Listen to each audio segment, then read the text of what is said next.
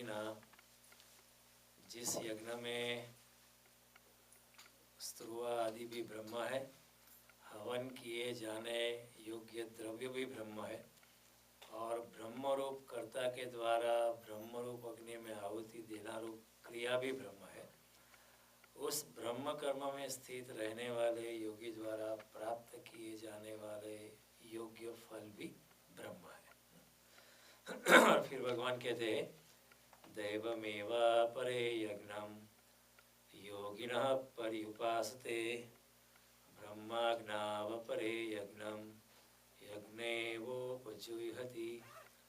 दूसरे अन्य योगी जन देवताओं के पूजन रूप यज्ञ का ही भली भांति अनुष्ठान किया करते हैं, और अन्य योगी जन परब्रह्म परमात्मा रूप अग्नि में अभेद दर्शन रूप यज्ञ के द्वारा ही आत्मरूप यज्ञ का हवन किया करते हैं। तो ये श्लोक हम पिछले मंगलवार को देख रहे थे।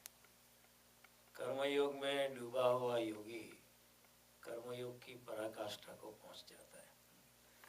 दूसरे अध्याय में भगवान ने ज्ञान योग बताया, जो कपिल देव ने भी श्रीमद् भागवत में अपनी माता देवहूति जी को सांख्य योग कहा था, वही योग भगवान श्री कृष्ण ने दूसरे अध्याय में श्री अर्जुन को कहा है। आप भगवान कहते हैं आप ज्ञान योग से अगर नहीं पा सकते हो तो कर्म योग से भी पा सकते हो। मैं बहुत रास्ते से मिल सकता हूँ, because I am unlimited, the ways of reaching me are also unlimited. You know, it depends upon your psychological type. आपको जो भी प्रीतिकर लगे रास्ता, वो आप रास्ता चुनो। और भगवान ने कई रास्ते इधर गीता में बताए, और भगवान ने कर्मयोग बताया कि आप ज्ञान योग आपको नहीं जचता है तो ठीक है, निष्काम भावना से कर्म करो और सभी कर्म अस्तित्व को समर्पित करो, मुझको समर्पित करो। और ऐसा करते करते करते निष्काम कर्म करते करते आपकी चेतना इतनी ऊपर उठने लगेगी, आपकी चेतना इतनी हल्की होने लगेगी कि आप भी एक दिन परमात्मा में मिल ही जाओगे। क्योंकि निष्काम कर्म जब इंसान करता है तो संसार के पदार्थ, संसार के व्यक्तियों से, संसार की घटनाओं से अपने आप को अलग कर देता है, और जितना अलग करता है उतना वो परमात्मा से जुड़ने लगता है। हम अलग नहीं हम होते तो हम पदार्थ के साथ जुड़ जाते हैं, व्यक्ति के साथ जुड़ जाते हैं, धन के साथ जुड़ जाते हैं, तो हमारी चेतना भारी हो जाती है और भारी हो जाती है तो फिर जमीन के साथ जकड़ी हुई रखती है। फिर उसको law of gravitation also applies. लेकिन जब इंसान अपने आप को अनासक्ति से कंडक्ट करता है, अनासक्ति से जीने लगता है, और जो भी करता है मैंने किया ऐसा नहीं मानता है, परमात्मा जो उससे जैसा कराता है वैसा मैं करता हूँ, और जो भी फल निपजता है वो भी परमात्मा का प्रसाद है, उस पर मेरा अधिकार नहीं है। ऐसी भावना से जब कर्म करने लगता है तो ही सेवर्स हिमसेल्फ फ्रॉम दी आसक्ति। कर्म के फल के प्रति जो आसक्ति हमारी नेचुरली होती है उसके साथ वो अलग हो जाता है, और जब अलग हो जाता है तो थोड़ा हल्कापन महसूस करता है और जितना हल्कापन महसूस करता है तो उसकी परमात्मा की कृपा उसे खींचती है, क्योंकि परमात्मा की कृपा तभी खींच सकती है जब आप हल्के होते हो। हम बहुत भारी हो जाते हो तो परमात्मा खींच सकता है फिर भी, लेकिन परमात्मा doesn't want to disturb us. आपको संसार में घूमना है, संसार की माया में घूमना है तो ठीक है, it is your choice, I don't want to disturb you. कई बार ऐसा होता है ना कि कोई सुबह 4 बजे हर रोज उठता है, वो चाहता है कि आप भी उठे, लेकिन अगर आप नहीं उठना चाहते हैं तो फिर वो आपको जगाता नहीं है, क्योंकि ज़बरदस्ती कोई उठाएगा तो अच्छा नहीं लगेगा ना, सोने दो ना कम से कम। गुस्से में कोई गाली भी दे देगा कि अगर आपने उसको बोला भी है कि कल मुझे उठा देना, आपने भी बोला है कि कल मुझे उठाना, फिर भी अगर आप उठाते हैं तब भी वो आप एंग्री हो जाओगे, क्योंकि उठना अच्छा नहीं लगता है और वो उठाना फिर वो आपको छोड़ देता है। ठीक है, मैं आपको जबरदस्त, तो भगवान भी जो है जबरदस्ती किसी पे करता नहीं है, आपकी मर्जी, पूर्ण स्वतंत्रता है। इस जगत में स्वतंत्रता दोहरी मिली गई, आपको सत्कार्य की भी स्वतंत्रता है और बुरे कर्म की भी स्वतंत्रता है। भगवान बीच में नहीं आता है। आप किसी का पर्स उठाते हो तो भगवान बीच में आता नहीं है। आपको ऐसा करना है तो फिर उसका भी भार होता है, उसका भी आप कर्म का फल, कर्म का बंधन लगता है, आप जो करना चाहे वो करना। तो स्वतंत्रता दोहरी है। He has given you freedom to do both. He doesn't come in the way, but it is your choice. तो भगवान कहते हैं इस तरह निष्काम भावना से कर्म करता करता योगी मैं नहीं करने वाला हूँ, कर्तापन के अभिमान से मुक्त हो जाता है। और जब कर्तापन के अभिमान से मुक्त हो जाता है तो वो साक्षी भाव में आके बैठ जाता है, अपनी स्थित प्रज्ञता में आके बैठ जाता है। जब वह अपनी स्थित प्रज्ञता में आके बैठता है तो न सुख न दुख न हानि न लाभ न जीवन न मरण न मान न अपमान, सभी द्वंद्वों से मुक्त हो जाता है। जब ऐसा होता है तो धीरे धीरे योगी की चेतना ऊपर उठने लगती है। और जब ऐसा होता है तो कर्मयोग की चरम सीमा पे योगी पहुंच जाता है, उसका सारा जीवन यज्ञ बन जाता है। भगवान कहते हैं शुरुआत होती है थोड़े थोड़े छोटे छोटे कर्मों से होती है, छोटे छोटे निष्काम कर्मों से शुरुआत होती है। फिर जितना निष्काम कर्म करने लगता है उतनी उसकी चेतना में आनंद का आविर्भाव होता है, और जितना आनंद का आविर्भाव होता है वो ज़्यादा निष्काम कर्म करता है। फिर धीरे धीरे ऐसा क्या होता है कि द प्रपोर्शन ऑफ निष्काम कर्म is taking over is preponderating over the सकाम कर्म। फिर धीरे धीरे सकाम कर्म छूट जाते हैं, फिर उसका सारा जीवन जो है एक निष्काम कर्म का यज्ञ बन जाता है। तो भगवान कहते हैं निष्काम कर्म भी एक यज्ञ है। यज्ञ का मतलब ये नहीं कि आपने आग जलाई, बुरी बात नहीं है, उसमें भी अच्छी चीज़ है, लेकिन भगवान कहते हैं निष्काम कर्म का जैसा कोई यज्ञ नहीं है, क्योंकि इंसान अपने आप को खुद को जलाता है इंसान अपना सर्वस्व उसमें अर्पण करता है। और भगवान कहते हैं वो योगी इतना ब्रह्म स्वरूप हो जाता है कि मैं उसमें हो जाता हूँ, वो मुझ में मिल जाता है। फिर भगवान कहते हैं उसके लिए चारों ओर ब्रह्म है, चारों ओर उसके लिए ब्रह्म का आविर्भाव है। चारों ओर कहता है वो जो भी करता है वो ब्रह्म स्वरूप हो जाता है, भगवान उसमें है और वो भगवान में है। आगे खेची लो, वांधो नहीं, खुर्सी खेची लो, ना कोई नहीं आवतुं, તમે આગળ આવશો તો અમને પણ આનંદ થશે। सब ऐसा योगी निष्काम कर्म करते करते करते इतना निष्काम कर्म में मग्न हो जाता है कि भगवान उनमें प्रवेश कर जाता है और वो भगवान में प्रवेश कर जाता है। मयि ते तेषु चाप्य, भगवान कहते हैं समोहम सर्वभूतेषु न मे द्वेष्यसि न प्रिय ये भजन्ति तो माम भक्त्या मयि ते तेषु चाप्य। भूत मात्र में मुझे कोई द्वेष नहीं है, राग नहीं है, मैं सर्व में समान हूँ। जो मुझे द्वेष करता है उसको भी मैं प्रेम करता हूँ, जो मुझे प्रेम करता है उसको भी मैं प्रेम करता हूँ। लेकिन जो मेरे साथ भक्ति भाव से जुड़ना मांगता है उसके साथ मैं जोर से जुड़ जाता हूँ। कोई नहीं चाहता है कि मुझे भगवान के साथ भक्ति का संबंध नहीं बनाना, तो भगवान उसे अकेला छोड़ देता है। ठीक है, मैं जबरदस्ती तो करना नहीं चाहता। आप किसी व्यक्ति को चाहते हैं, समझो किसी स्त्री या पुरुष को आप प्रेम करते हो, लेकिन अगर वो पुरुष नहीं चाहता, वो स्त्री नहीं चाहती, तो आप जबरदस्ती तो करना नहीं चाहते ना।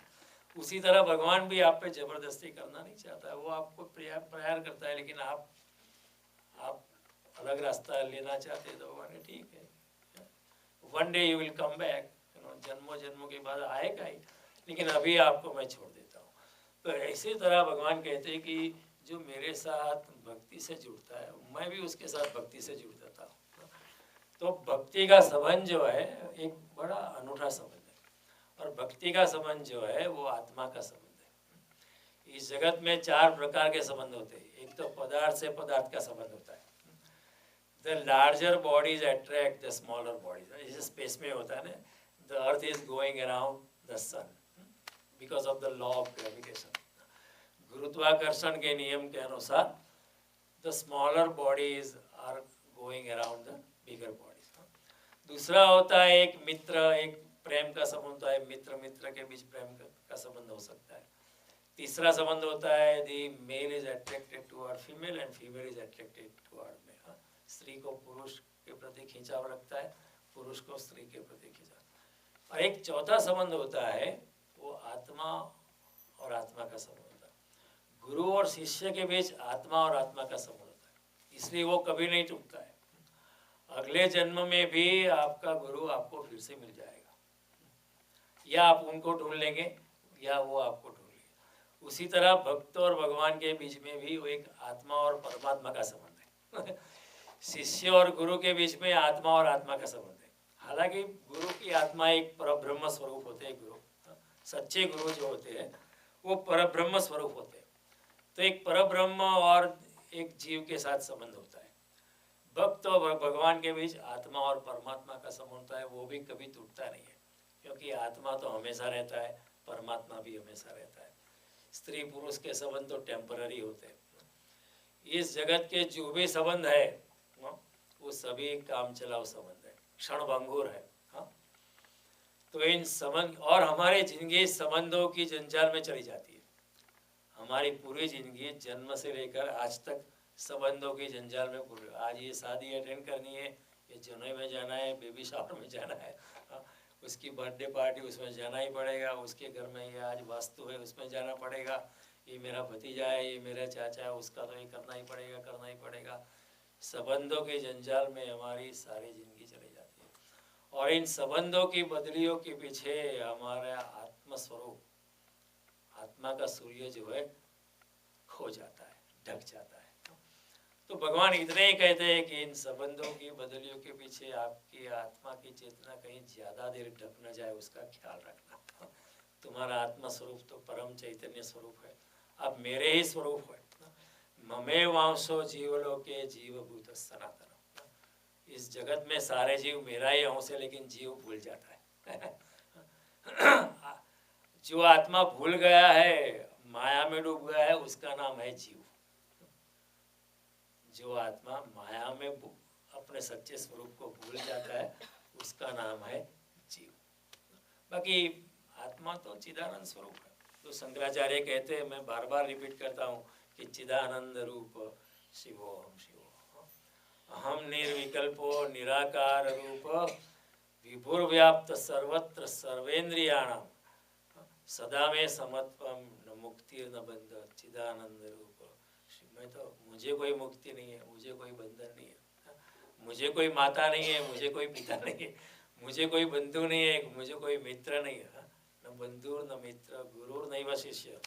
मैं किसी का गुरु नहीं हूँ, कोई मेरा शिष्य नहीं है, मैं तो शुद्ध आत्मा स्वरूप। ये स्वरूप जब आत्मा भूल जाता है तो हम उसको जीव कहते हैं, लेकिन भगवान कहते हैं कि फिर भी मेरा और तुम्हारा संबंध तो है ही। आप भूल जा सकते हो लेकिन मैं नहीं भूला। हम भूल सकते हैं भगवान को, लेकिन भगवान नहीं भूलते। तो ऐसी बात जब होती है तो भगवान कहते हैं कर्मयोग में डूबा योगी मेरे साथ मिल जाता है, मैं उसमें मिल जाता हूँ। मयि ते तेषु चाप, मैं उनमें हूँ और वो मेरे में है। और जब ऐसा संबंध हो जाता है तो भगवान कहते हैं कि वो योगी भी ब्रह्म स्वरूप हो जाता है। उसको चारों ओर ब्रह्म ही ब्रह्म नजर आते हैं, उसको ब्रह्म का ही अनुभव होता है। फिर उसको जड़ में भी ब्रह्म दिखाई पड़ते, चेतन में भी ब्रह्म दिखाई पड़ता है। सारी सृष्टि उसको ब्रह्म स्वरूप लगती है। जड़ चेतन और जीव जगत सकल राममय जानी, सारी सृष्टि उसको राममय ही नजर आती है। ईशावास्यम इदम सर्वम यत्किंचित जगत्याम जगत तेन त्यक्तेन भुंजिता माँ गृढ़ कस्य सिद्धन। चारों ओर परमात्मा ही परमात्मा है, ऐसा उसे लगता है। येन भूतान्य शेषेण द्रक्षस आत्मन्यथो मयि। ऐसा जानकर ऐसा योगी चारों ओर भूत मात्र में मेरा अनुभव करता है। वही बात नरसिंह मेहता कहते हैं, पवन तू पानी तू भूमि तू भूतरा, ब्रह्म लटका करे ब्रह्म पास है। चारों ओर ब्रह्म स्वरूप है और कुछ है नहीं, ऐसा योगी अनुभव करता है। और फिर ऐसे योगी के लिए ऐसा नहीं कि भगवान है, वो कहेगा जो है वो भगवान ही है। फर्क हो जाता है। उसके लिए जो है वो भगवान है। उसको अगर वो जो ईश्वर है, वो कहेगा जो है वो ईश्वर है। हम कहेंगे कण कण में राम है, वो कहेगा कण कण ही राम है। बहुत फर्क है। हम कहते हैं कण कण में राम है, वो कहते हैं कण कण ही राम है। हम कहते हैं, पूछते हैं does God exist, he will say the existence is God. चारों ओर जो भी है परमात्मा का विराट शरीर है। श्रीमद् भागवत भी कहता है कि ये पूरा ब्रह्मांड, पूरा अस्तित्व परमात्मा का विराट शरीर है, उसमें हम हैं। तो इसकी दृष्टि बदल जाती है। तो इस ऐसे योगी को ब्रह्म का अनुभव होता है, लेकिन वो ब्रह्म के अनुभव को प्रकट कैसे करें, वो प्रकट करना बहुत मुश्किल है, क्योंकि वो अनुभव उसको इंद्रियों के पार होता है, बुद्धि के पार होता है, वाणी के पार होता है, भाषा के पार होता है, बुद्धि से पार होता है, समय और स्थान की मर्यादा से पार उसको आत्मा के लेवल पर उसको अनुभव होता है। और आत्मा तो समय, स्थान, बुद्धि, मन, भाषा सभी से आगे है। तो उसकी बड़ी कठिनाई है। जो अनुभव उसको ब्रह्म का हुआ है, वो जो वाणी से परे हुआ है उसको वाणी में आके कहना पड़ता है, जो इंद्रियों से परे हुआ है उसको इंद्रियों में आके कहना पड़ता है, जो उसको बुद्धि से आगे जाकर मिला है वो बुद्धि में आके कहना पड़ता है, जो भाषा से ही आगे जाके उसको भाषा में आके। तो क्या होता है कि पूरी तरह सत्य कोई अभिव्यक्ति हो नहीं सकती, सत्य को भाषा में फ्रेम किया जा सकता नहीं है। That which is true cannot be said and that which can be said cannot be true। जो सत्य है उसको कहा नहीं जा सकता, और जो कहा जाता है वो सत्य नहीं हो सकता है। तो इसी दृष्टि से देखा जाए तो जगत की सारी भाषाएं असत्य है, क्योंकि जैसे सत्य को कहा वो असत्य हो जाता है। तो गीता में भी भगवान कहते त्रैगुणीय विषय वेदा निस्त्रैगुणीय अर्जुन, कि अर्जुन के वेद भी और जो मैं गीता कहता हूँ वो भी त्रिगुण में आ जाते हैं, और तुम्हें त्रिगुण से पार जाना है। मैं तुम्हें त्रिगुणातीत अवस्था में लाना चाहता हूँ, वहाँ पे अटक मत जाना। तो कहना मुश्किल है। तो हमारे ऋषि मुनियों ने क्या सोचा कि चलो सत्य का तो कहा नहीं जा सकता है, फिर भी हमारे वेदास में 100,000 से भी ज़्यादा वर्सेस है। 18 पुराणों में 3,85,000 श्लोक बनाए। इस भगवत गीता में भगवान ने 700 श्लोक कहे। कोई भी हिसाब से, कोई भी आयाम से, कोई भी अंदाज से, कोई भी लहजे से हम परमात्मा को पकड़ पाए, इसलिए वही सत्य को बार बार अनेक स्वरूप से ऋषि मुनियों ने और भगवान ने कहा है। तो चारों ओर लोगों ने कहने का प्रयास किया है, फिर भी वो पाते हैं कि कहा नहीं जाता है। तो वो क्या करता है, वो सिंबल्स बनाते हैं, प्रतीक बनाते हैं, कि प्रतीक को देख के शायद हमारे दिल में प्रतीक के पीछे जो अध्यात्म छिपा हुआ है वो हम पकड़ पाए। प्रतीकों के पीछे जो गहरा अध्यात्म छिपा हुआ है वो शायद हम पकड़ पाए। इस दृष्टि से ऋषि मुनियों ने और भगवान ने भी उसमें अनुमति दी कि आप प्रतीकों को चुनकर भी आप प्रतीकों के पार जा सकते हो और गहरे अध्यात्म में डुबकी लगा सकते हो। जैसे एक प्रतीक है प्रसाद। प्रसाद कोई उसका ही प्रतीक है कि भाई आप प्रसाद लेते हो, आपको अच्छा लगता है। इसी तरह सारा जीवन आपका जो है परमात्मा का प्रसाद ही है, उसका आनंद लो। और जब सारा जीवन परमात्मा का प्रसाद है तो भी परमात्मा के चरणों में झुको। सभी कुछ उसी का ही दिया हुआ है, आपका शरीर भी उसी का दिया है, मन बुद्धि सभी कुछ उसका उसी का दिया है, आपकी संपत्ति तुम्हारा जो तेरा तुझको अर्पण हम कहते हैं। तेरा तुझको अर्पण क्या लागे, न मैं कुछ लेके आया था न कुछ मैं लेके जाने वाला हूँ। जो काय न वाचा मनसेन्द्रिय बुद्ध्यात्मनावत प्रकृति स्वभावत करोमि यद्यत् सकलम प्रयत्न नारायणा इति स। काया से वाचा से मन से बुद्धि से जो भी मैंने किया है वो सभी कुछ तेरा ही है, क्योंकि काया भी मेरी नहीं है। और काया से जो होता है वो मैं करने वाला नहीं, आत्मा की शक्ति से होता है, आत्मा की ऊर्जा। अगर मेरी काया से आत्मा निकल जाए तो काया कुछ नहीं कर सकती। तो जो कुछ भी होता है वो आत्मा की ऊर्जा से होता है, और आत्मा की ऊर्जा जो है कहाँ से आती है, वो परमात्मा की ही ऊर्जा है। क्योंकि आत्मा और परमात्मा का वो एक बड़ा संबंध है। मैं एक छोटा सा बूंद हूँ, लेकिन वो भी पानी है तो मैं भी पानी हूँ, लेकिन मैं बहुत छोटा हूँ। वो एक समुद्र जैसा है, विराट है, ओमनीपोटेंट है, ओमनी साइंस है। मैं छोटा सा हूँ लेकिन उसके जैसा ही हूँ। तो भगवान कहते हैं कि तो इधर जैसे प्रसाद की बात में, प्रसाद एक प्रतीक है कि मंदिर में आप आते हो तो हम प्रसाद लेते हैं, लेकिन अगर कई बार कैसा क्या होता है कि लेकिन हम प्रसाद के पीछे जो आध्यात्मिक दृष्टि है वो हम चूक जाते हैं। फिर क्या आते हैं, जल्दी जल्दी मंदिर आते हैं, जल्दी जल्दी आरती करते, प्रसाद लेके जल्दी चलो जल्दी भाग जाते। प्रसाद के पीछे जो आध्यात्मिक दृष्टि थी, गहनता थी कि सभी कुछ भगवान का प्रसाद है, इसलिए मैं भगवान के चरणों में अर्पित हो जाता हूँ, मैं खुद प्रसाद बन जाता हूँ, ये भावना को हम समझते नहीं। फिर प्रतीक जो हमको आगे ले जाने के लिए ऋषि मुनियों ने खड़े किए थे, वो प्रतीक हमारे लिए अवरोध बन जाते हैं। जैसे कोई मंजिल पे हम चलते हैं, वहाँ माइलस्टोन आता है, माइलस्टोन है आगे जाने के लिए कि अभी जो तुम्हारी आखिरी मंजिल जो है यहाँ से 10 मील दूर है, लेकिन हम इतने शायद बुद्धिहीन हो जाते हैं कि हम माइलस्टोन की ही पूजा करने लगते हैं we catch the milestone, milestone की ही पूजा करने लगते हैं। जैसे आरती करते हैं, आरती भी एक प्रतीक है। आरती का मीनिंग क्या है कि आर्त हृदय से, एक पिघले हुए हृदय से मैं भगवान के साथ, भगवान के शरणों में आता हूँ। आरती यानी हमारा हृदय आर्त हो गया है कि भगवान तूने इतना दिया है, मैं किन किन शब्दों में मैं आपको बोलूँ। अपनी आँख से आंसू निकलने लगते हैं, उसी आंसू निकलते हुए अवस्था में जब हम आरती करते हैं तभी आरती पूर्ण होती है।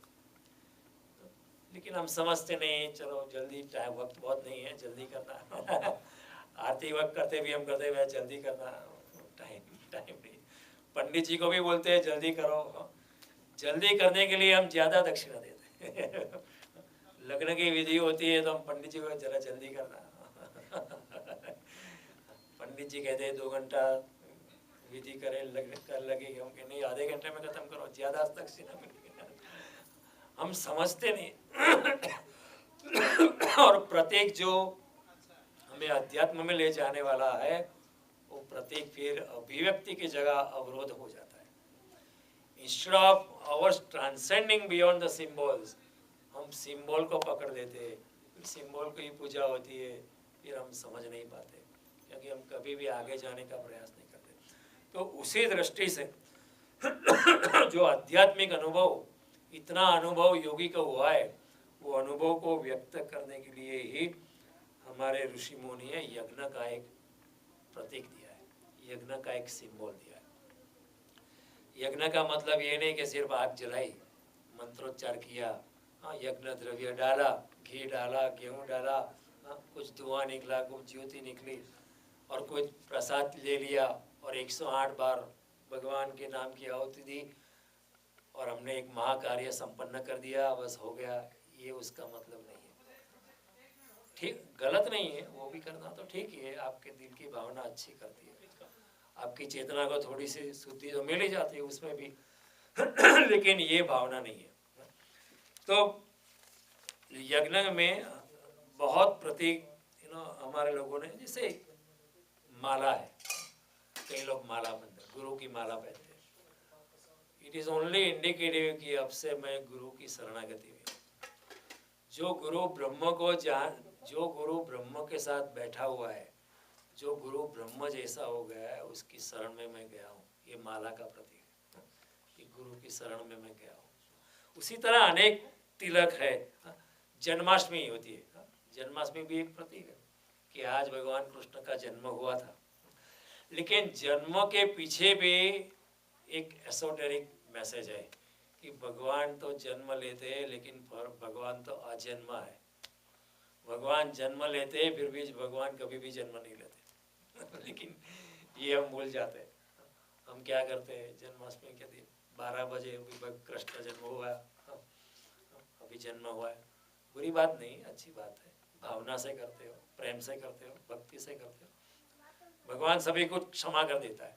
लेकिन उसके पीछे ये भावना थी कि भगवान जन्म लेते फिर भी भगवान तो अजन्मा है, भगवान कभी जन्म नहीं लेते, हम भी कभी जन्म नहीं लेते।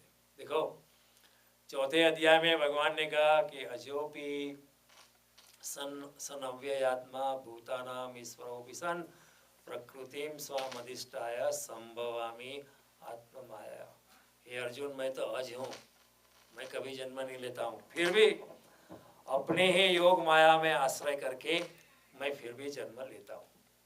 She is contradicting himself. भगवान कहते हैं अगले वाक्य में, कहते हैं मैं जन्म लेता नहीं, मैं तो अजन्मा हूँ। In the very next sentence कहते हैं फिर भी मैं अपनी ही योग माया में आश्रित होके मैं जन्म लेता हूँ। फिर भगवान कहते हैं यदा यदा हि धर्मस्य ग्लानिर्भवति भारत अभ्युत्थानमधर्मस्य तदात्मानं सृजाम्यहं परित्राणाय साधूनां विनाशाय च दुष्कृतं धर्म संस्थापनार्थाय संभवामि। मैं मनुष्य रूप को धारण करता हूँ, मैं मनुष्य रूप स्वरूप लेता हूँ, लेकिन फिर भी मैं तो अजन्मा हूँ। इसलिए समझना मुश्किल होता है भगवान को। भगवान कहते हैं मैं जन्म ले लेता हूँ, फिर भी जन्म लेता हूँ। अजो, अज का मतलब क्या है? जो जन्म लेता नहीं है। वेद भी कहते हैं अजायमानो बहुधा विजयता। वो तो भगवान जो है अजायमान है, वो कभी जन्म नहीं लेता, वो तो अजन्मा है, फिर भी अनेक जन्म लेता है। किस लिए लेता है? करुणा से लेता है, करुणा से लेता है। He accepts the limitations of a human body. भगवान मनुष्य स्वरूप लेता है, फिर भी वो चारों ओर फिर भी है। जब कृष्ण ने जन्म लिया तो ऐसा नहीं कि कृष्ण सिर्फ वो शरीर में थे, वो शरीर में होने के बावजूद भी कृष्ण चारों ओर व्याप्त थे। इसलिए जब अर्जुन को जब विश्वरूप का दर्शन किया तो अर्जुन देखता है कृष्ण यहाँ भी है और चारों ओर व्याप्त है। विश्वरूप दर्शन जब अर्जुन को भगवान ने करवाया तो अर्जुन कृष्ण उसके सामने थे और फिर भी कृष्ण चारों ओर व्याप्त थे। तो मनुष्य शरीर में धारण करते हुए भी भगवान चारों ओर व्याप्त है। लेकिन हम भूल जाते हैं, जन्माष्टमी का एक प्रतीक है कि भगवान तो अजन्मा है, लेकिन फिर हम उनके जन्म में ही खो जाते हैं। कोई सोचता नहीं है कि कृष्ण तो अजन्मा है, वो तो ठीक है हमारे लिए उत्पन्न हुए ताकि हमको थोड़ी सी सुविधा हो जाए उनके साथ कनेक्ट करने के लिए। लेकिन भगवान तो निरंजन निराकार स्वरूप है, वो मनुष्य के स्वरूप में साकार नहीं होते। लेकिन ये दृष्टि हम भूल जाते हैं। गोकुजू नाम का एक बुद्ध का शिष्य हुआ, बड़ा करेजियस था स्टेटमेंट करने में।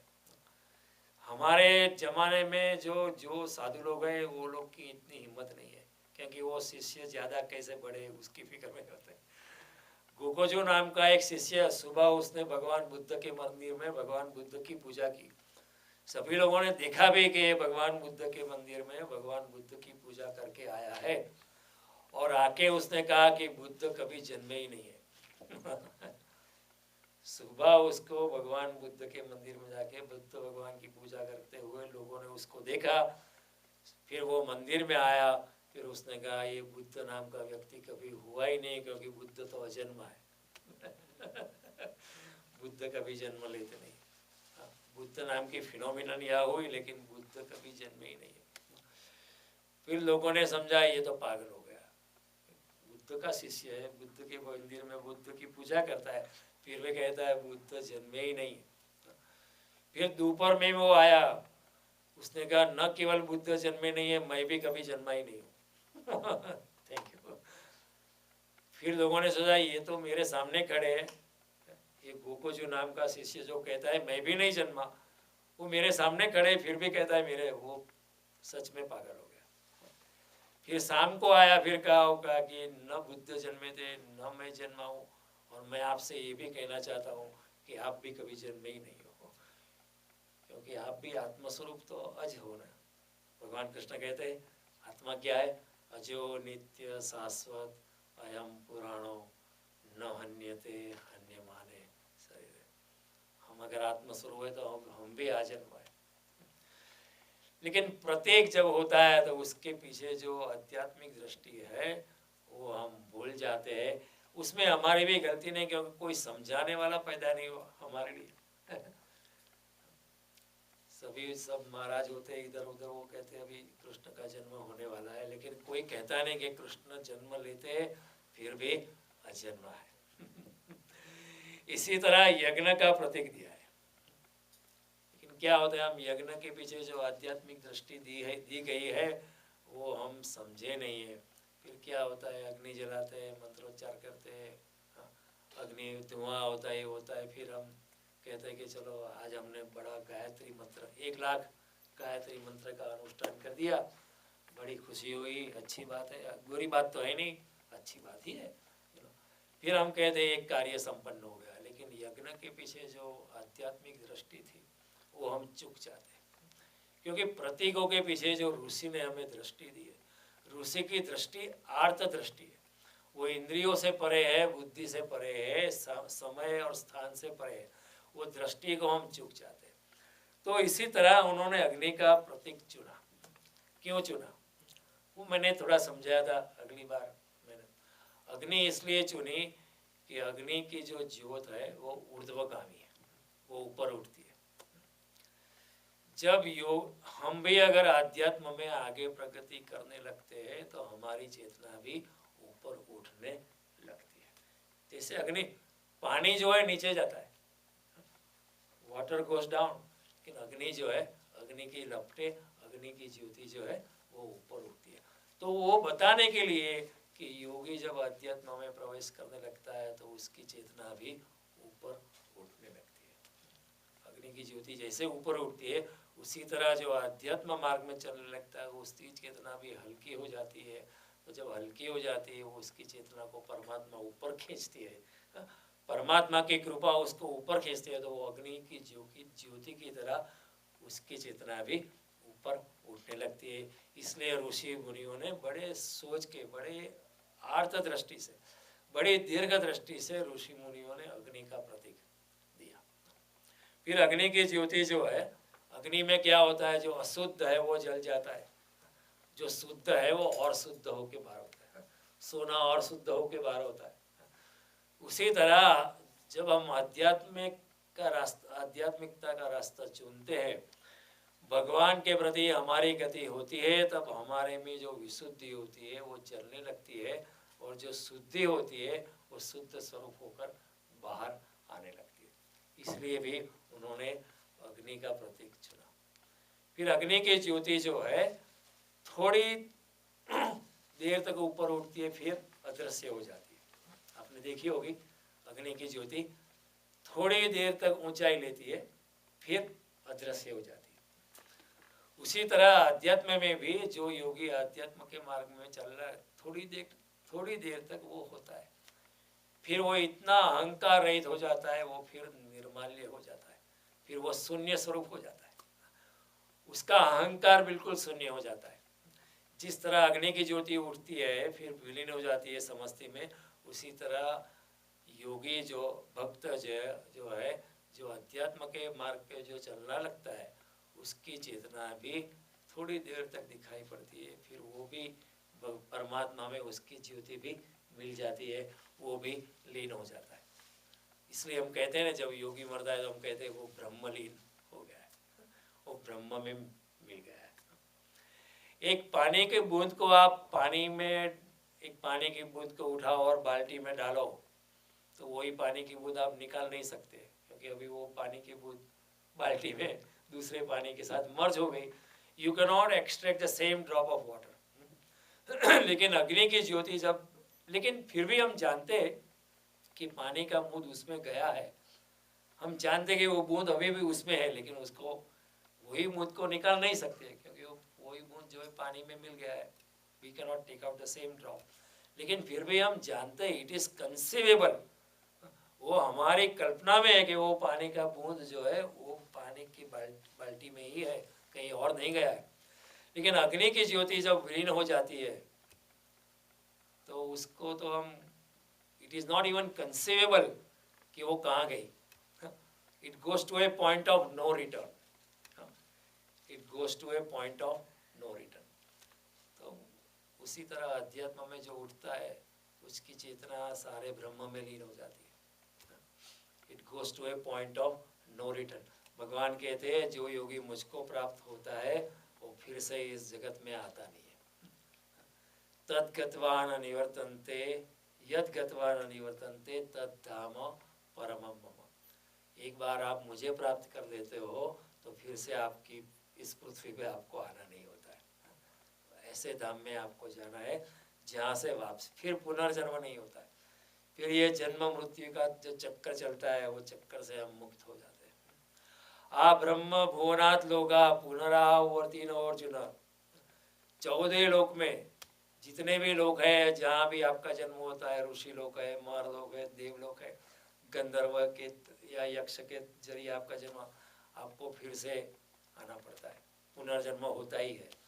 लेकिन भगवान कहता है कि जो मुझको प्राप्त होता है, माम उपेत्य तु कौन्तेय पुनर्जन्म न विद्यते, जो योगी मुझको प्राप्त होता है उसका पुनर्जन्म होता नहीं, जन्म मरण की एक घटमाल से वो मुक्त हो जाता है। बहुत यहाँ पुण्य कर्म अगर कोई करता है वो स्वर्ग में गति करता है, उसके स्वर्ग में गति, लेकिन जब पुण्य का क्षय होता है तो स्वर्ग से इधर वापस आना पड़ता है फिर से मनुष्य लोक में you are coming back again.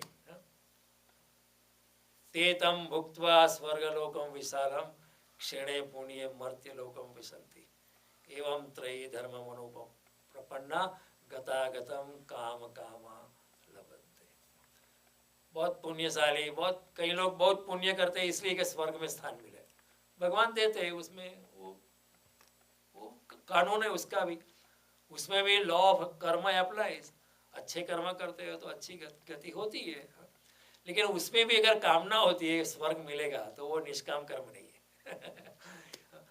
अच्छा पुण्य कर्म भी करो, अच्छा यज्ञ भी करो, लेकिन यज्ञ के पीछे भी अगर आपकी अगर कामना है कि मेरी सदगति होगी, तो वो कामना में आपका फिर से पुनर्जन्म होगा ही होगा ही होगा पुनर्जन्म फिर होगा ही होगा उसमें आप।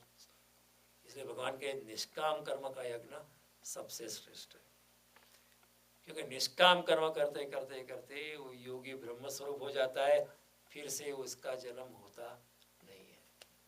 लेकिन बड़े बड़े यज्ञ करो, आपकी कामना है कि बस अब मेरी गति स्वर्ग में हो जाएंगे, भगवान का स्वर्ग में गति होगी लेकिन भगवान के क्षीणे पुण्य मर्त्य लोकम विशन्ति, जब पुण्य का भंडार खत्म होने लगता है तो फिर से मृत्यु लोक में यहाँ आना पड़ता है। एवं त्रयी धर्म, उसको भी फिर त्रिगुण लगता है, त्रयी धर्म अनुप्रपन्ना, उसको भी सत्व रजस तमस के दोष लगते हैं और फिर अपने कर्मों के अनुसार उसको जो भी कर्म का फल है वो भुगतना पड़ता है यहाँ के लिए। एवं त्रयी धर्म अनुपन्ना गतागतम काम कामारभन्ते तो जो योगी ऊपर उठ गया है, जिसकी चेतना समष्टि में विलीन हो गई है, वो तो ब्रह्म में वो तो गया, he goes to a point of no return, यद गत्वा न निवर्तन्ते तत्तम योगी प्राप्त निवर्तन्ते, वो फिर से उसकी गति, उसको पुनर्जन्म फिर से होता नहीं है उसका। तो भगवान कहते, तो इसलिए हमने यज्ञ जो अग्नि है उसका प्रतीक ये समझ ले, ये जो बात है गहरी बात है, उसको समझने के लिए अग्नि की प्रतीक है। तो ऋषि मुनियों के आश्रम में हमेशा अग्नि जलती रहती थी और साधक वहाँ से गुजरते थे, अग्नि को देख के अग्निदेव को प्रणाम करते थे और समझते थे कि इसी तरह जिस तरह अग्नि की लपट ऊपर उठती है उसी तरह मुझे भी अपनी चेतना को ऊपर उठाना है। जिस तरह अग्नि में सब कुछ विशुद्ध जल जाता है और शुद्ध जल के बाहर शुद्ध होके और भी शुद्ध होके बाहर उठा है, उसी तरह मुझे भी अपनी अशुद्धि है, मेरे जो दुर्गुण है उसको जलाना है और मेरे सद्गुणों को ऊपर उठाना है। जिस तरह अग्नि की ज्योति ऊपर उठती है और विलीन हो जाती है, उसी तरह मुझे भी अपने आप को विलीन करके परमात्मा में ब्रह्मलीन करना है। तो अग्नि को जलते हुए देखकर साधक ये प्रेरणा लेता था कि मुझे भी अपनी चेतना को ऊपर उठाना है, लेकिन हम भूल गए। सदियों के बाद, हजारों साल हो गए और ऋषि की इस परम दृष्टि को समझाने वाले, हमको समझाने वाले, आम जनता को समझाने वाले योगी भी कम होते चले गए। फिर क्या होता है, हम कहते हैं गुजराती में, सांप गया ने लिसोटा रहा वो प्रतीक रह जाते। मील का पत्थर रहेगा, मील के पत्थर की पूजा करते, लेकिन अभी ऊपर पर्वत पे जाना है और वहाँ बैठ के ध्यान करना है, परमात्मा में लीन होना है, ये बात हम भूल जाते हैं। तो इस तरह यज्ञ एक तरह की गांठ थी कि मुझे अपने आप को स्वयं को यज्ञ में डालना है, स्वयं की आहुति देनी है। यज्ञ द्रव्य की तो आहुति देनी है, ठीक है, उसमें कोई बुरी बात नहीं है, वो कर्मकांड बुरा तो नहीं है, कुछ और करने से तो अच्छा ही है कुछ और भागा दौड़ी करने से तो यज्ञ कर्मकांड भी आप समझे न समझे तो भी ठीक है, वो तो करना अच्छा ही है, लेकिन उसके पीछे जो अर्थ वो एक गांठ थी, वो रिमाइंडर था यज्ञ कि मुझे भी अपनी चेतना को उठाना है, परमात्मा के साथ एकात्मकता साधनी है, पृथकता तोड़नी है और परमात्मा के साथ, परमात्मा के चरणों में अपने आप को खो देना है, ये उसमें भावना थी। लेकिन हम फिर गांठ को भूल जाते हैं, हम गांठ लगाते हैं ना कभी, if you want to remember something, कि आज शाम को ऑफिस से निकलते हुए, शाम को घर जाने से पहले घर में पोटैटोज नहीं है, बैंगन नहीं है, वाइफ ने बोला ये लेके आना, ये शॉपिंग लिस्ट वो एक गांठ होती है। उसी तरह यज्ञ एक गांठ थी कि ये गांठ से मुझे आगे उठना है, लेकिन फिर हम वो गांठ की पूजा करने लगे वो यज्ञ के पीछे जो बात थी, जो असली बात थी, वो हम भूल जाते हैं, और उसमें हमारा कसूर नहीं, और फिर जड़वाद हो जाता है। फिर जड़वाद में हम यज्ञ करते हैं, again don't get me wrong, बुरी बात नहीं, अच्छी ही बात है, संसार में भागा दौड़ी से करने से तो ये अच्छे प्रेम से भक्ति भाव से यज्ञ करना यांत्रिकता है, फिर भी बुरी बात तो नहीं है, अच्छी ही बात है। तो उसमें क्या होता है, फिर हमारी यांत्रिकता हो जाती है, हम यांत्रिक मैकेनिकली, पंडित जी प्रेम से करवाना चाहते हैं, हम पंडित जी को जल्दी करो कोई अच्छा ज्ञानी पंडित है, वो कहेगा 3 घंटा लगे, हम नहीं 1 घंटे में खत्म करना है वो जल्दी जल्दी यांत्रिकता से खत्म हो जाता है, मंत्रोच्चार यांत्रिकता से होते हैं, उसमें भी स्पीड आ जाती है, मैकेनिकली लोग खत्म कर देते, गेहूँ डालते, घी डालते, यज्ञ का कार्य सब। लेकिन जो तेजस्वी था, हमारे ऋषि मुनि यज्ञ करके लाते थे, जो स्थित प्रज्ञता, जो ब्रह्मनिष्ठ था, जो ब्रह्मलीनता यज्ञ से पैदा होती थी, वो अभी नहीं पैदा होती, क्योंकि हमारी भावना चली गई, और यज्ञ के पीछे जो ऋषि की आर्त दृष्टि से वो हम भूल चुके, वो खो गए, हमें समझाने वाले भी चले गए। फिर क्या होता है, धर्म का भी धंधा हो जाता है। फिर वैसे जीवन भी एक यज्ञ है, कर्मयोगी के लिए जीवन यज्ञ है, यज्ञ भी जीवन है, उसके लिए तो यज्ञ एक परमात्मा के साथ जोड़ने का, फिर कर्मयोगी कर्म करते करते करते उसका जीवन यज्ञ हो जाता है और यज्ञ जीवन हो जाता है, और ऐसा यज्ञ करते करते वो परमात्मा को प्राप्त रहता है। लेकिन हम परमात्मा को यज्ञ करके प्राप्त नहीं कर सकते, क्योंकि यज्ञ के पीछे ऋषि की आर्त दृष्टि जो है वो हम भूल गए, हमारी भावना भी इतनी नहीं है। यज्ञ करके हम कुछ पाना चाहते हैं, मेरी बेटी की शादी नहीं होती, यज्ञ करके शादी हो जाएगी, सत्यनारायण भगवान की पूजा करते हम, वो भी निष्कामता से करनी चाहिए, लेकिन सारे समाज में ये प्रचलित हो गया है कि कोई करता है तो उसके पीछे कुछ होगा, कैम करी, बाधा पूरी करी। ये हम चाहते थे बेटा MBBS हो जाए, तो फिर सत्यनारायण की, वो भी हम कहते हैं कि अगर होगा तो ही करेंगे, नहीं तो नहीं करेंगे। इट इज ऑल्सो बार्गेन, ये भगवान अगर आप मेरे बेटे को डॉक्टर बनाते हो तभी मैं सत्यनारायण की पूजा करूँ, उससे अगर नहीं वो फेल ही होता है तो मैं नहीं करने वाला तो ये वो एक बार्गेन है, ये कोई भक्ति नहीं है, एक सौदा है, ये सौदाबाजी है वो भगवान भी समझते हैं, लेकिन भगवान दयालु है, वो बड़ा परम कृपालु है, वो जानता है कि हम सौदा करते हैं, लेकिन फिर भी वो इग्नोर, क्योंकि उसके सामने बच्चे, ठीक है छोटा बच्चा है, जाने दो, वो फिर भी कृपा करता है, फिर भी कृपा, उसकी कृपा असीम है। वो जानता है कि हम तो बार्गेनिंग करते हैं, लेकिन वो जानता है हम उनको मूर्ख बनाते हैं, लेकिन वो जानते हुए भी क्षमा का भाव रखते हैं भगवान। तो यज्ञ में गेहूँ डालते, वो भी एक प्रतीक है, गेहूँ का बीज होता है, अगर गेहूँ का बीज अगर आप संसार में डालोगे तो बहुत बहुत उसके अनेक बढ़ जाए। तो गेहूँ हमारे अहंकार का प्रतीक है, तो ऋषि कहता है कि आपके अहंकार का प्रतीक जो गेहूँ आप अगर संसार में डालोगे तो वो बहुत बड़ा हो जाएगा, आपका अहंकार इतना बढ़ेगा, इतना बढ़ेगा, इतना बढ़ेगा, फिर आपका अहंकार आपके शरीर पर मर्यादित नहीं रहेगा, फिर आपका अहंकार आपकी डिग्री पे जाएगा कि देखो मैं कितना पढ़ा लिखा हूँ, आपके बैंक बैलेंस में देखो मेरे पास इतनी संपत्ति है, आपके बिजनेस पे जाए मेरे पास 7 मोटल है, ये है वो है, आप मेरा इतना नेटवर्क है, I know about 2000 people, they are all well connected, आपके अहंकार के बढ़ाव की कोई लिमिट नहीं है। तो ऋषि ने कहा आपके अहंकार का बीज जो है यज्ञ में डाल दे, भगवान के चरणों में अर्पित। तो इसलिए गेहूं डाला गया। और जब अहंकार डालते हैं तो क्या होता है, यज्ञ में क्या होता है, धुआं निकलता है। उसी तरह जितना हमारा ज्यादा अहंकार रहता है और सत्कार्य में अगर हमारा अहंकार जोड़ते तो धुआं ही निकलता है। अगर मंदिर में कुछ अच्छा काम होने वाला है तो हम हमारा अहंकार डालते हैं तो फिर क्या होता है, वहाँ फिर मंदिर में भी सत्कार्य में भी हमारा पॉलिटिक्स आ जाता है। क्योंकि गेहूं का बीज, हमारे अहंकार का बीज हमने सत्कार्य में भी जोड़ दिया।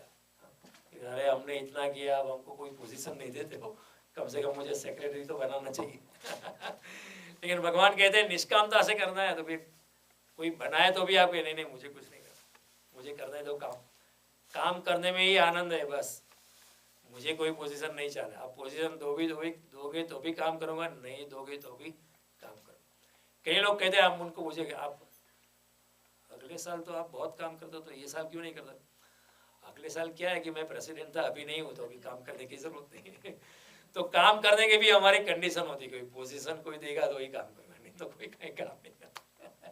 भगवान कहते फिर मेरी निष्काम कर्म की बात आप समझे ही नहीं, आखो कोड़ू दाळમાં નાખ્યું, आँखનું काजळ काले कैसे, आँखों कहता है, आँखा कहता है हमारे गुजराती में, आँख का काजल आपने गाल पे लगा दिया, आप समझे नहीं।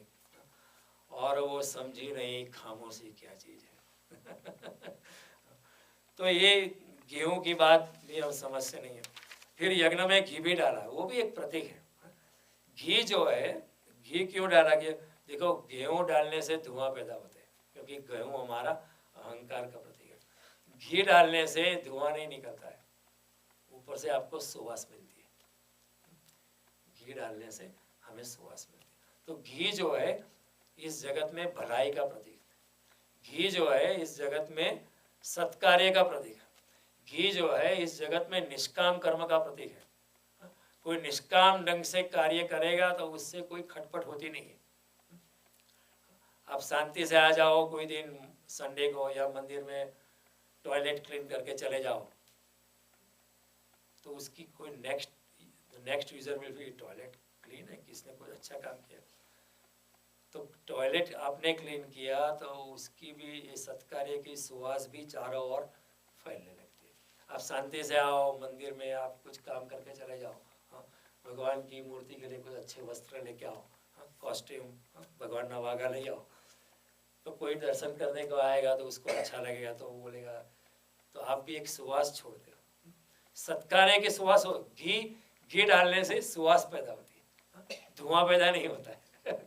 हमारे अहंकार से धुआं पैदा होता है, और धुआं राख भी छोड़ता है। जब गेहूं डालते हैं तो धुआं भी होता है, राख भी होती है। घी डालते हैं तो घी की राख होती है, घी की कोई राख नहीं होती, पीछे कोई प्रॉब्लम नहीं छूटता है। हमारा अहंकार से हम काम करते हैं तो बहुत प्रॉब्लम खड़े होते हैं, फिर कमेटी में झगड़ा होता है। सब अहंकार की ही बातें होती है ना। कमेटी तो कार्य करने के लिए, लेकिन कमेटी वाले ही लड़ते हैं, क्यों? अहंकार बीच में आता है, इसलिए झगड़ा होता है। तो घी जो है अहंकार भी नहीं है, वो राख भी नहीं छोड़ता है, सुवास ही छोड़ता है। तो घी जो है इस जगत में भलाई का प्रतीक है, सत्कर्म का प्रतीक है, पुण्य कर्म का प्रतीक है। तो भगवान कहते हैं कि घी इसलिए डाला है, ऋषि घी इसलिए यज्ञ में डालते हैं कि आप भी सत्कार्य करते रहो, निष्काम भावना से कर्म करते, कोई भी आशा नहीं है फिर भी आप कर्म करते रहो। इस भावना से कर्म करोगे तो सुवास जो छूटती है, निष्काम कर्म की सुवास जो होती है सदियों तक चलती है। आज भी बुद्ध को हम याद करते हैं, आज भी महावीर को याद करते हैं, क्यों? हजारों साल हो गए, क्योंकि वो एक सुवास छोड़ के गए। उनकी सुवास हमें आज भी हमारे नासापुटों को पकड़ती है। आज भी हम कृष्ण को याद करते हैं, आज भी राम हमारे हृदय में बैठे, आज भी रमण महर्षि को हम याद करते हैं, आज भी महात्मा गांधी जो सुवास छोड़ गए वो हमारे नाक को पकड़ दिए, एक सत्कार्य की सुवास। तो जिस तरह सत्कार्य की सुवास होती है उस तरह घी की भी सुवास होती है। तो घी जो है भलाई का प्रतीक है। और दो बात है, देखो इस जगत में मनुष्य न होता तो मनुष्यत्व भी न होता, मानस ना हो तो मानसा ही ना होता, जगत एक जंगल ला हो जाता। अगर मनुष्य न होता तो it would be an animal law, लेकिन मनुष्य है तो इस जगत में भलाई भी है. There is some kind of compassion, because there is human being, there is some kind of compassion, mercy, good deeds on the planet.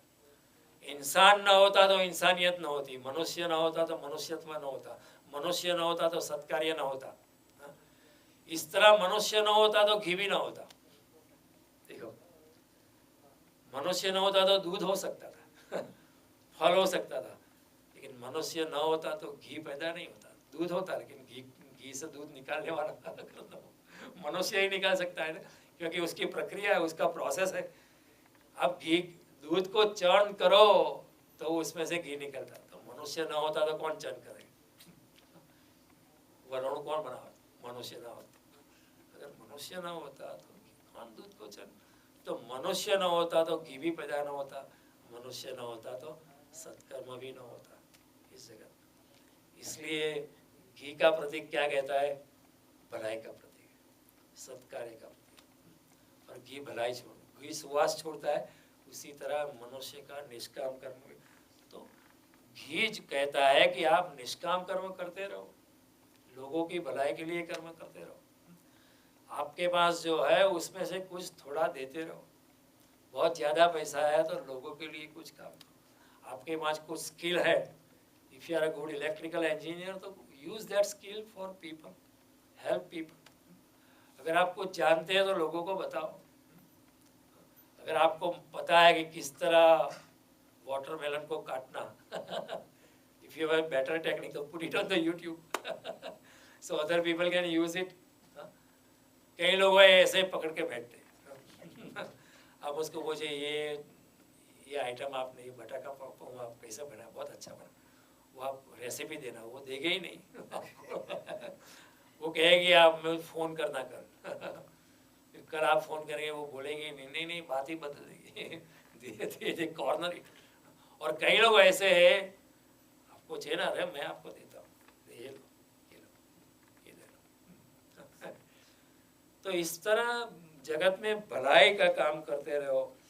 जितना बड़ा होगा श्रम, बहुत बड़ा श्रम करते हैं तो थोड़ी सी भलाई पैदा होती है, और बहुत बड़ी दूध की मात्रा होती है तो थोड़ा सा घी पैदा होता है. सत्कार्य करते रहो करते रहो करते रहो, तभी जाके कुछ सुवास पैदा होती है.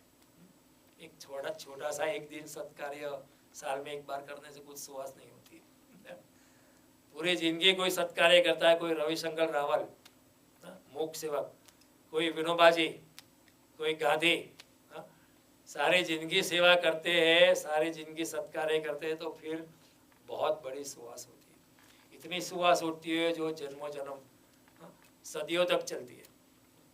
तो बहुत बड़ी सेवा के बाद थोड़ी सी सुवास पैदा होती है. बहुत बड़ी दूध की मात्रा होती है तो थोड़ा सा घी पैदा होता है. तो भगवान कहते हैं कि सत्कार्य करते रहो, घी उसका प्रतीक है. और जब अशुभ को जब डालते हैं, अशुभ को अगर जीवन में अशुभ को अगर डालते हैं तो जीवन की चेतना क्षीण हो जाती है. देखो, जब गेहूं को डालते हो तो क्या होता है, अग्नि की शक्ति थोड़ी कम हो जाती है. अब घी डालते हैं तो क्या होता है, अग्नि की शक्ति त्वरा से बढ़ती है. अग्नि की ज्योति अचानक बढ़ने लगती है. जितना घी डालो अग्नि त्वरा, क्योंकि घी जो है वो निष्काम कर्म का प्रतीक है, और अग्नि में अगर डालते हो तो अग्नि को शक्ति मिलती है, अग्नि की ताकत बढ़ती है और उसकी लपटें और भी बढ़ती है. अब गेहूँ डालो तो क्या होता है, अग्नि की शक्ति गेहूँ को जलाने में थोड़ी चली जाती है और धुआं पैदा होता है. तो इस जगत में अगर हम अशुभ काम करते हैं तो धुआं पैदा होता है. अशुभ का परिणाम भी अशुभ होता है. आज नहीं तो कल अशुभ कर्म अगर हमने किया है तो उसका परिणाम हमको भुगतना ही पड़ता है. इसी जन्मों में भुगतना पड़ता है. ऐसा नहीं अगले जन्म नहीं, इसी जन्म. અહીંનું કરેલું અહીં જ ભોગવવાનું છે.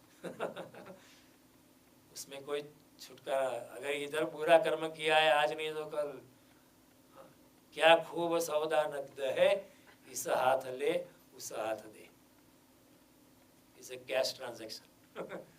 क्या खूब सौदा, नकद सौदा, नकद यानी इसे कैश ट्रांजैक्शन। बुरा कर्म इधर किया है तो बुरा कर्म मिला, लेकिन भला कर्म अगर किया है तो it multiplies, it has a multiplier effect, क्योंकि आपकी भलाई को देख के कोई और भी भलाई करेगा। भला कर्म जो है इट इज इन्फेक्चुअस, बुरा कर्म इतना वो भी इन्फेक्चुअस होता है, लेकिन इतना इन्फेक्चुअस नहीं होता है जितना भला कर्म होता है। एक छोटी बच्ची ने अपने पिता को पूछा कि हमारे गांव में दुष्काल क्यों है, तो बाप ने बताया कि इस बार बारिश नहीं हुई। तो बच्ची ने कहा कि ये हमारे गांव के 10 मील दूर एक नदी है, तो वहाँ से हम पानी क्यों नहीं ला सकते। तो बाप ने बताया नदी बहुत दूर है।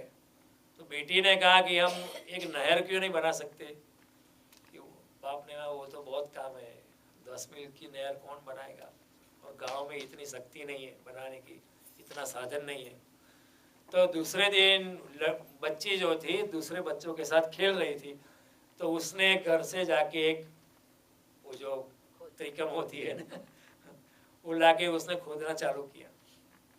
तो दूसरे बच्चों ने पूछा कि क्या कर रही हो, कि नहीं मैं एक मार्ग बना रही हूँ नदी तक, ताकि नदी का पानी गांव में आ सके और गांव से खेत में जाने लगे, ताकि हमें ये दुष्काल जो है वो चला जाए। तो सब बच्चे घर में जाके लाके करने लगे। अब बच्चे को देख के कुछ बूढ़े ने पूछा कि क्या कर रहे हो, तो कि हम एक नहर बना रहे हैं। तो बूढ़ों को भी शर्म आने लगी कि अरे बच्चे लगाते हम नहीं करते, तो बूढ़े भी जाके करने लगे। और 1-2 महीने वो कार्य संपन्न हो गया। तो दुष्काल जैसी स्थिति थी वो it was turned upside down. दुष्काल से वो बहुत अच्छा पाक मिला, बहुत अच्छा क्रॉप मिला। सत्कार्य जो है वो बढ़ता है, it has a multiplier effect ना, वो संक्रामकता है, इट हैज़ एक्सेलरेशन। तो जब आप शुभ काम करते हैं तो कर भला सो हो भला होता है आप शुभ कर्म करते हैं, आपका भी भला होता है, दूसरों का भी भला होता है, और आपका बहुत भला होता है। किस तरह भला होता है? ऐसा नहीं कि आपको बहुत पैसा मिलेगा, आपकी चेतना शुद्ध होने लगेगी, और जितनी चेतना शुद्ध होती है उतना आनंद आपको मिलता है, और जितना आनंद मिलता है उतना आप परमात्मा को अनुभव करते हो, क्योंकि परमात्मा भी आनंद स्वरूप है। समझे मेरी बात? यहाँ भी गणित है। जितना आप सत्कार्य करते हो इतनी चेतना आपको इतना आनंद मिलता है, और जितना आनंद मिलता है वो उतना ही आप परमात्मा का अनुभव करते हो। क्यों? क्योंकि जो आनंद आपके हृदय में प्रकट होता है वो परमात्मा का ही स्वरूप है तो आप परमात्मा का अनुभव करते हो। तो जितना अच्छा कार्य करते हो, जितना अच्छा कार्य बढ़ने लगता है, जितना निष्काम कर्म बढ़ने लगता है, उतना आनंद बढ़ता है, उतना परमात्मा ज़्यादा हमारे में आता है। फिर एक दिन ऐसा आता है हम भी परमात्मा स्वरूप हो जाते हैं, क्योंकि आनंद इतना बढ़ा गया। फिर मीरा की प्याली में कृष्ण का आनंद इतना भर गया कि मीरा की प्याली छलकने ही लगी, क्योंकि परमात्मा उसमें समाता नहीं है। प्याली में, छोटी सी प्याली में परमात्मा का आनंद भर गया। तो मीरा को क्या करना पड़ता है? नाचना पड़ता है तंबूरा लगे गली गली नाचना पड़ता है। पहले नाची होगी महल के एक कमरे में, दरवाजा पर कोई देख लगा तो अच्छा नहीं लगेगा, मैं रानी होके डांस कर रही हूँ। लेकिन अभी इतना आनंद हो गया तो सड़क पे जाके नाचना पड़ता है। नाचना ही वो अपना आप को भूल जाती है। तो सत्कार्य की असर जो है बहुत बहुत बढ़ती है, बहुत बढ़ती है। और भलाई का जो काम होता है, फिर क्या होता है? किसी की मुस्कुराहट के हो निशा किसी का दर्द मिल सके तो लो उधार, किसी के वास्ते के लिए तेरे दिल में हो प्यार, जीना उसी का नाम है। ये जिंदगी बन जाती है। सिर्फ गीत नहीं होता है, गाने में तो अच्छा लगता है, लेकिन ये हमारी जिंदगी जब बन जाती है तो परमात्मा का आनंद मिलता है। और फिर भगवान कहते हैं शुभ का भी बंधन है, शुभ को भी छोड़ दे। शुभ करता रहे, लेकिन मैंने शुभ किया है ये भावना तो छोड़ दे। हमें आश्चर्य लगता है, क्यों? भगवान कहते हैं शुभा शुभ परित्यागी, अशुभ को छोड़ा है तो शुभ को भी छोड़ दे। छोड़ दे यानी शुभ करता रहे, लेकिन मैंने शुभ किया है ये भावना छोड़ दे, अहम को छोड़ दे। अपने अहंकार, कैसा अहंकार कि मैंने इतना इतना कर्म, अच्छा कर्म किया है, वो ये भावना तो छोड़ दे, भूल ही जा। कर तो करना जरूरी है, करता रहे, लेकिन छोड़ दे भावना का, ये भावना की मैंने किया है ये छोड़ दे। तो शुभ का भी त्याग कर दे। तो घी जो है वो निरहंकारिता का प्रतीक है, क्योंकि घी जो है जल के बिखर जाता है, वो राख भी नहीं छोड़ता है।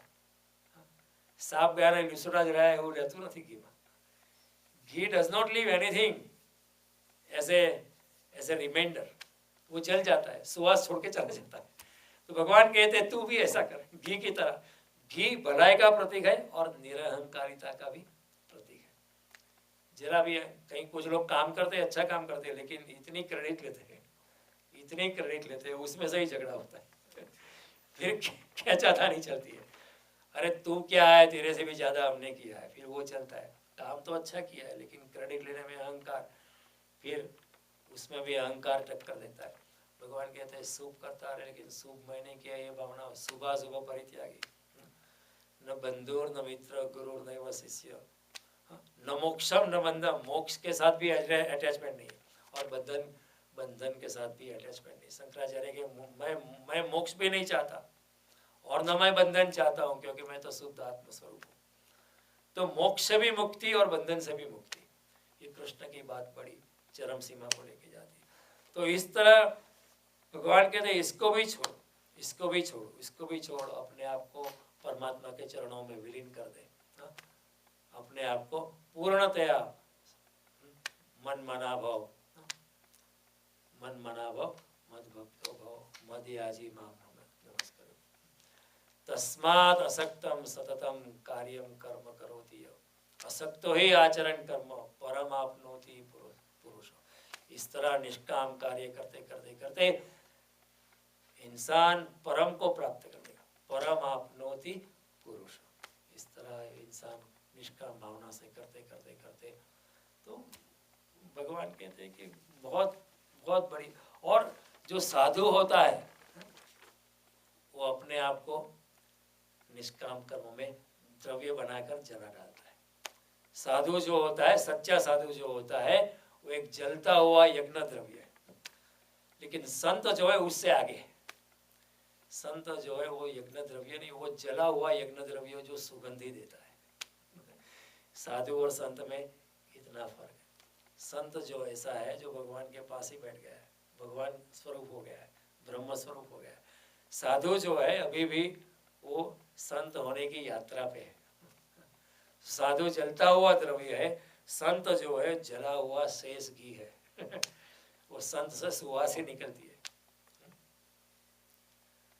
तो संत जो है आप उसका बुरा भी करो फिर भी आपको भलाई देता है, आप उसका बुरा भी करो तो भी संत जो बदले में आपको अच्छा ही देता है।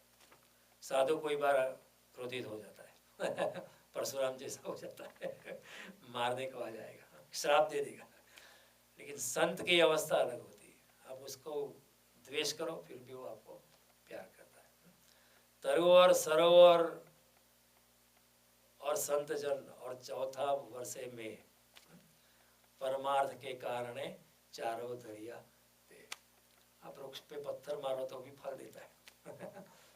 पानी में पत्थर फेंको तो भी वो, नदी में कुछ भी फेंको वो भी फिर भी आपको शुद्ध जल देता है। उसी तरह संत को आप को द्वेष करो या संत के ऊपर पत्थर फेंको तो भी आपको प्यार ही करता है। संत एक आगे की अवस्था है, साधु से भी आगे की अवस्था है, क्योंकि साधु की तपस्या दिखाई पड़ती है, साधु का तप हमें दिखाई पड़ता है, लेकिन संत की तपस्या आंतरिक है, वो दिखाई भी नहीं पड़ती। संत की तपस्या जो है अंदर है, इसलिए संत योगी है और साधु सिर्फ साधु है।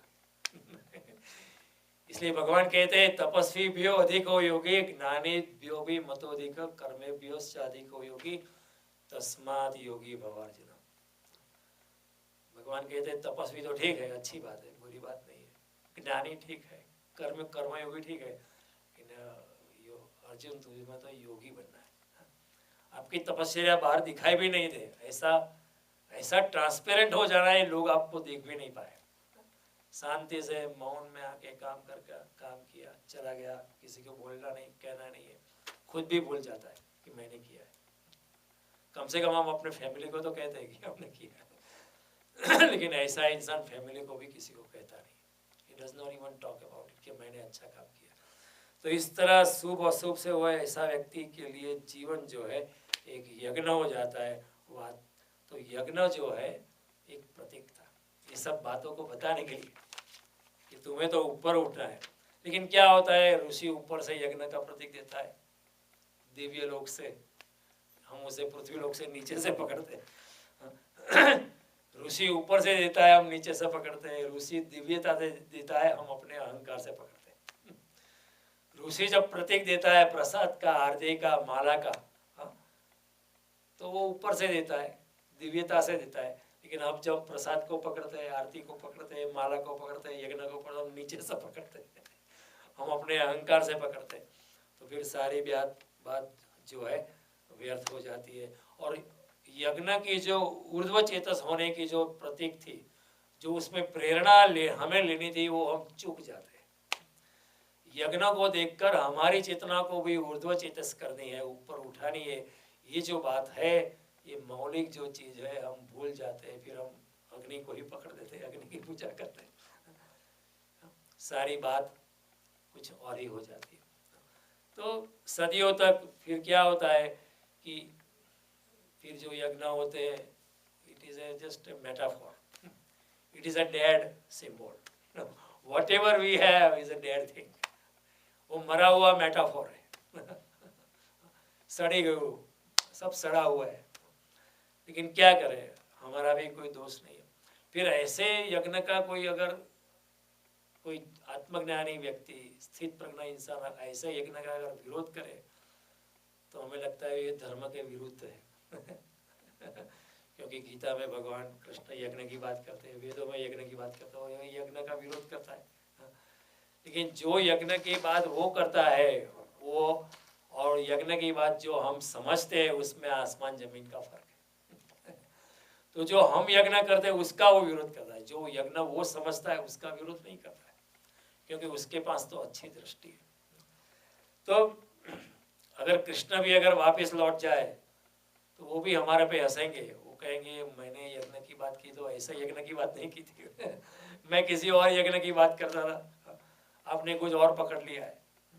मैं कुछ और यज्ञ की बात करता था, आपने कुछ और ही। कृष्ण भी अगर आ जाते इधर पृथ्वी पर, वो कहेंगे आपका यज्ञ ठीक नहीं है।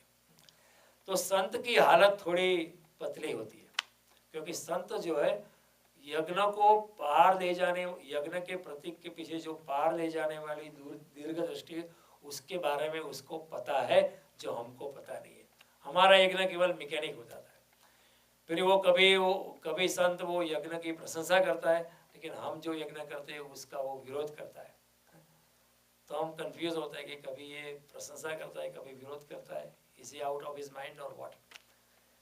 लेकिन वो यज्ञ की बात करता है जो कृष्ण ने बताई थी, जो वेदों में उसकी बात वो उस यज्ञ की बात करता है, तो उसकी वो प्रशंसा करता है। लेकिन जो हम करते हैं उसका वो विरोध करता है।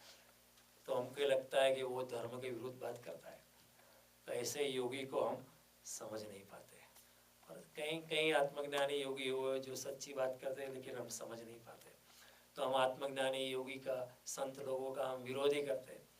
इसलिए बुद्ध पे जूते डालने वाले लोग थे, कृष्ण को गाली देने वाले लोग थे, राम को भी गाली देने वाले लोग थे, रमण महर्षि को द्वेष करने वाले लोग थे, महावीर को भी पीड़ा देने वाले लोग थे, मीरा को जहर देने वाले लोग थे, क्योंकि उन लोगों की बात हम समझ नहीं सकते।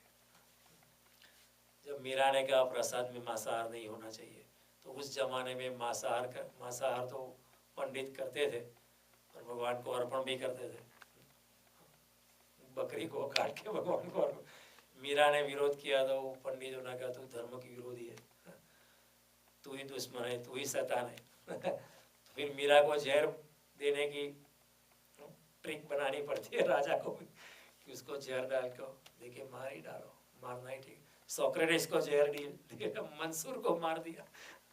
तो ऐसा योगी जब अपनी आर्त दृष्टि से समझाने का प्रयास करता है तो हम उसको समझ नहीं पाते, क्योंकि हमारी दृष्टि इतनी चुटकुसी होती है।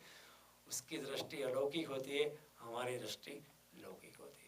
उसकी दृष्टि पारगामी होती है, हमारी दृष्टि संसारिक होती है। उसकी दृष्टि दिव्यता से भरी होती है, हमारी दृष्टि अभिमान से भरी होती है। It is like north pole and south pole. हम उसको नहीं समझ पाएंगे वो हमें समझता है, लेकिन हम उसको कभी समझ नहीं पाते। तो प्रतीकों के पीछे, प्रतीकों को पकड़ के, सिर्फ पकड़ के नहीं बैठना है, प्रतीकों के पार जाना है।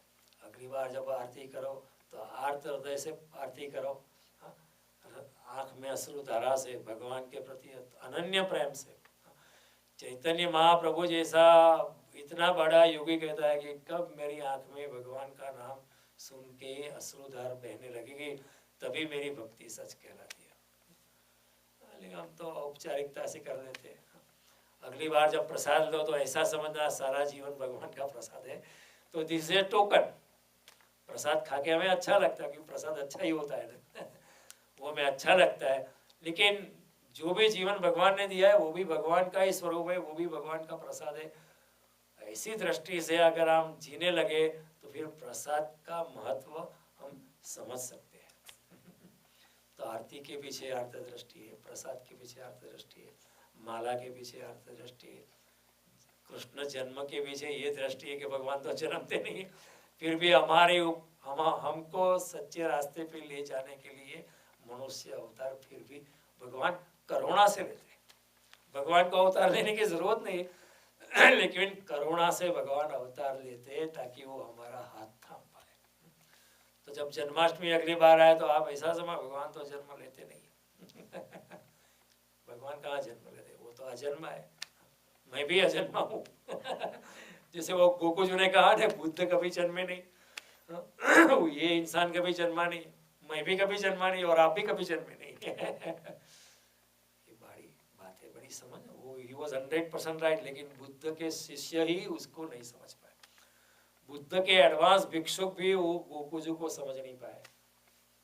तो हम तो संसार में लोग कैसे समझ पाएंगे?